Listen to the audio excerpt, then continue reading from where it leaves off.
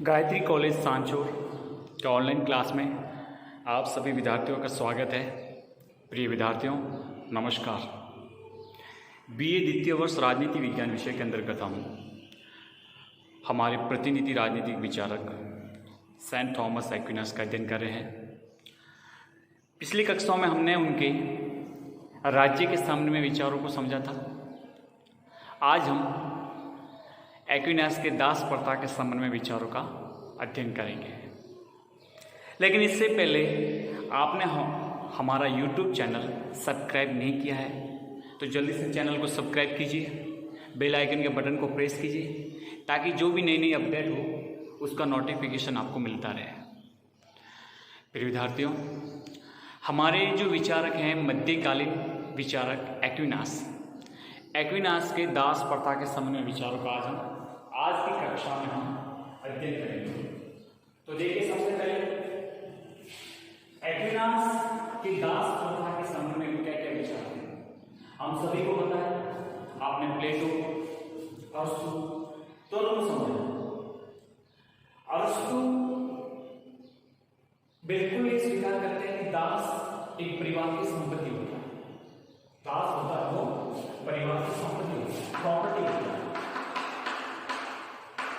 किसकी परिवार? यानी ये कहते हैं कि सिर्फ समाज के बुद्धि या विवेक संपन्न जो व्यक्ति है उन व्यक्तियों को अपने जीवन में प्रशासनिक, न्यायिक, विधायी कार्यों को संपादित करने के लिए जो अवकाश की आवश्यकता होती है वो अवकाश दास से ही प्राप्त हो सकता है। यानी स्पष्ट किया है कि जो दास है, ऐसा अरस्तु कहते हैं, मैं आपको स्पष्ट अरस्तु भी कर रहा हूं। अरस्तु कहते हैं कि जो विवेक संपन्न बुद्धिशाली व्यक्ति जो अपनी विवेक शक्ति का प्रयोग करते हैं वे अपने विधायी और प्रशासनिक और न्यायिक कार्यों को संपादित करने के लिए उनके पास अवकाश की आवश्यकता है। अवकाश नहीं होगा तो कार्य नहीं कर पाएंगे। तो अवकाश के लिए वो बताते हैं कि दास अति आवश्यक है, क्योंकि दास होगा तो वो उन व्यक्तियों के जो घरेलू और जीवन निर्वाह के जो कार्य है वो ये संपन्न करेंगे। इसलिए दास अति आवश्यक है। दास अति आवश्यक है। दास के अस्तित्व और औचित्य को स्वीकार करते हैं अरस्तु। इसमें अपना पूरा समर्थन देते हैं। बात स्पष्ट है, आपने पहले भी पढ़ा और एक बार पुनः जब एक्विनास के दास प्रथा के संबंध में विचारों का अध्ययन कर रहे हैं तो हमें ये भी समझना जरूरी है। एक बात स्पष्ट। दूसरा, हमारे जो एक विचारक हैं मध्यकालीन, इन्हीं के समकालीन ऑगस्टाइन,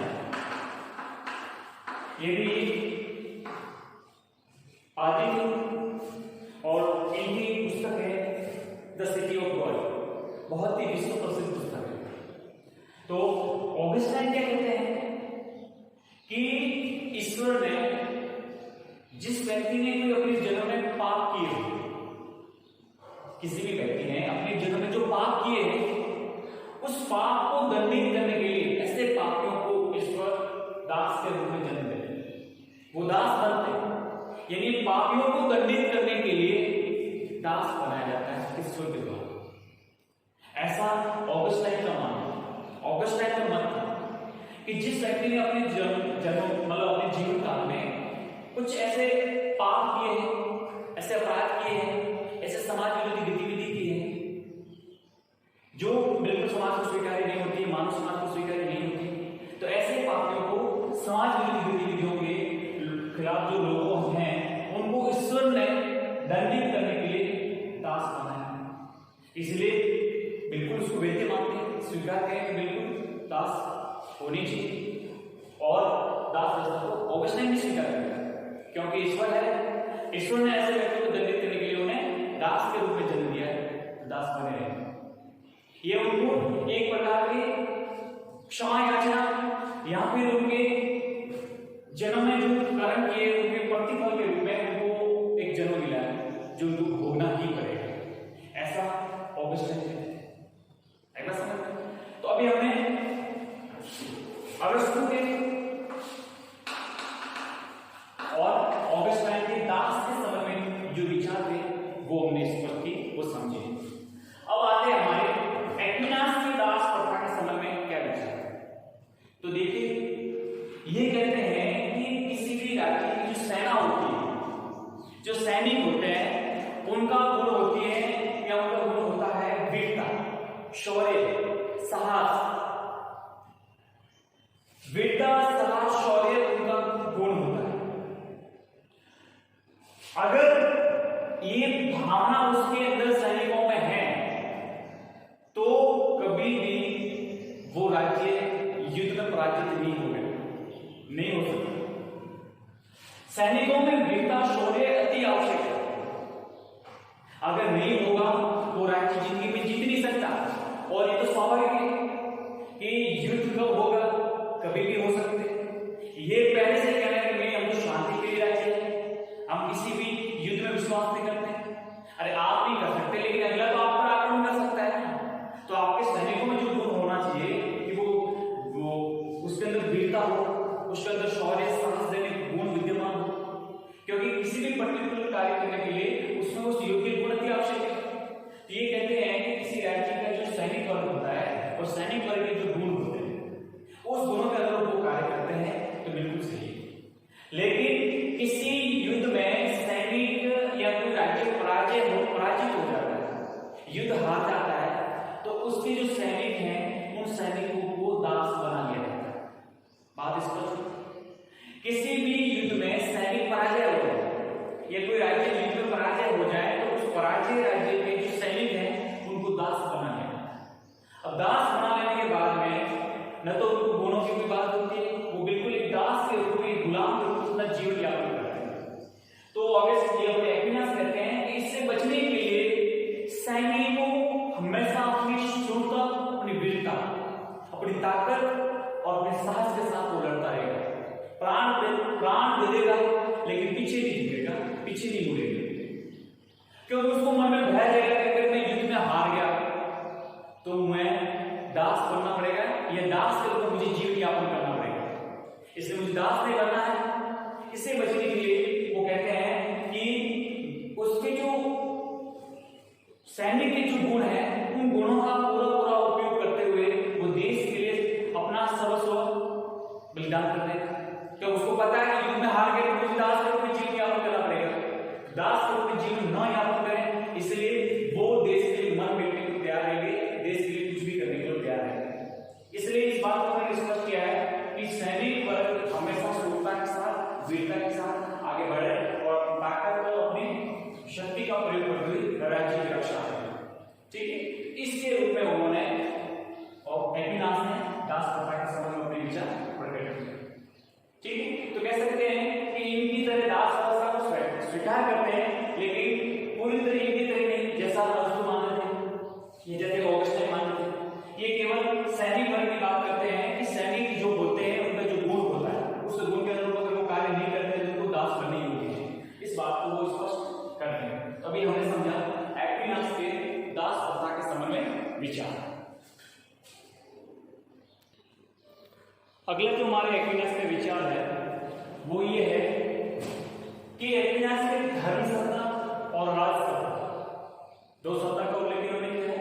धर्म सत्ता और राज सत्ता के संबंध में क्या क्या विचार है? वो ईश्वर की सत्ता, पोप चर्च की सत्ता और राज सत्ता, राज्य की सत्ता, राजा की सत्ता के संबंध में क्या क्या विचार प्रकट करते हैं वो उसके संबंध में समझना है। तो देखिए, मैंने आपको पहले ही स्पष्ट किया था कि एक्विनास चर्च और राज्य के मध्य समन्वय स्थापित करते हैं, लेकिन सर्वोच्च स्थान चर्च को देते हैं, धर्म सत्ता को सर्वोच्च स्थान देते हैं। क्या कहते हैं इसके संबंध में? इन्होंने स्पष्ट किया है कि शासक का ये कर्तव्य है कि वे लौकिक कार्यों को ईश्वर की इच्छा के अनुसार संपादित करें।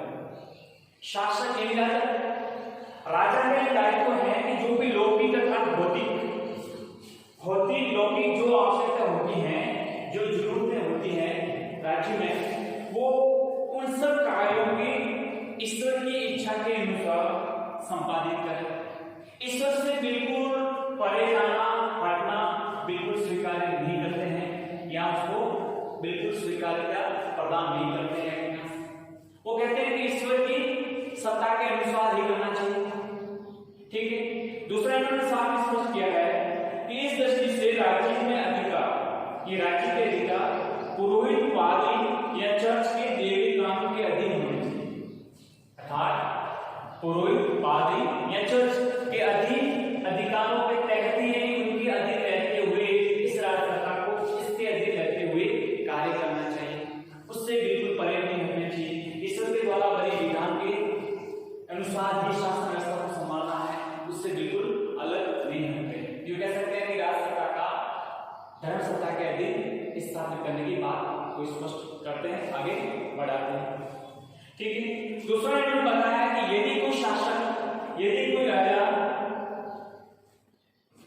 राजा या शासक ईश्वर की या चर्च की आज्ञाओं का उल्लंघन करता है, ईश्वर की या चर्च की आज्ञा का उल्लंघन करता है, तो उस राजा या शासक को पद से हटा दिया जाएगा, यानी पदच्युत कर दिया जाएगा। उसको पद पर रहने का कोई अधिकार नहीं बनेगा, क्योंकि उसने ईश्वर, चर्च की आज्ञा का उल्लंघन किया है। ऐसे राजा को अपने पद पर किसी प्रकार से बने रहने का अधिकार नहीं बनता है।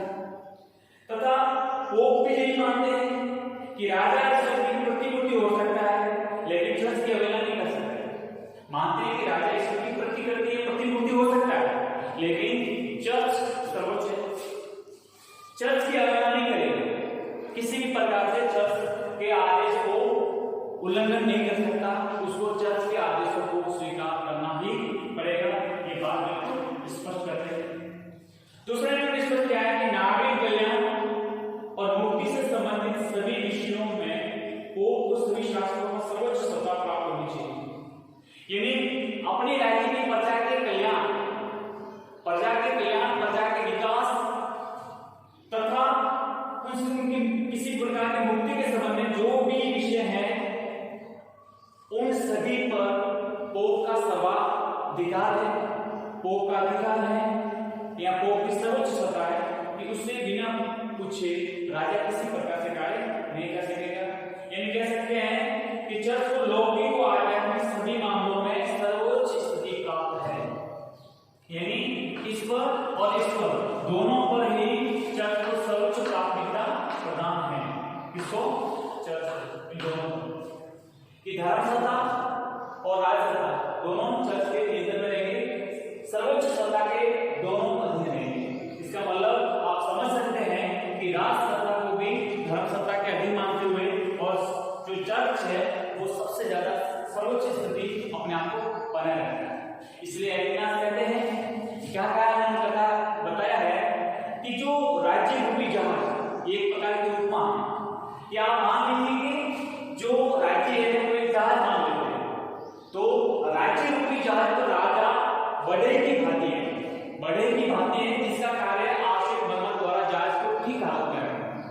आप समझ सकते हैं कि समझाने के लिए स्पष्ट किया है कि राज्य रूपी जहाज पर जो राजा होता है वो बढ़े की भांति है, और बढ़े का क्या काम होता है कि कोई किसी प्रकार की टूट फाट हो तो उसकी मरम्मत करना और जहाज को ठीक हालत में बनाए रखना, ठीक है, उसको ठीक हालत में बनाए रखना। किंतु जो चर्च का कार्य है वो क्या है? जहाज के चालक के जैसा। यानी आप देख सकते हो कि जहाज का जो चालक होता है वही सब कुछ पूरे जहाज पर नियंत्रण रखता है, उसका कंट्रोल होता है कि जहाज को किस दिशा में बढ़ाना है, जहाज को अपने किस गंतव्य की तरफ बढ़ना है, ये सब कुछ उसके हाथों में होता है, किसके? चालक के। तो यहाँ पर इन्होंने क्या बताया कि जो जहाज का चालक कौन है? चर्च। और जहाज का एक प्रकार से जो मरम्मत करने वाला है या बढ़े कौन है? वो राज्य का राजा होता है, ठीक है, ये बात क्या है।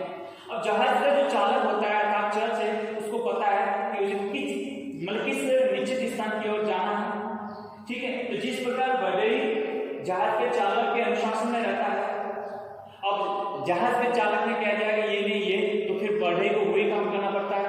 उसी प्रकार से राज्य और उसके शासक को चर्च के नियंत्रण में ही रहना चाहिए, चर्च से परे बिल्कुल नहीं जाना चाहिए। तो बात स्पष्ट हुई, यहाँ पर राजा है वो केवल इसकी भूमिका में है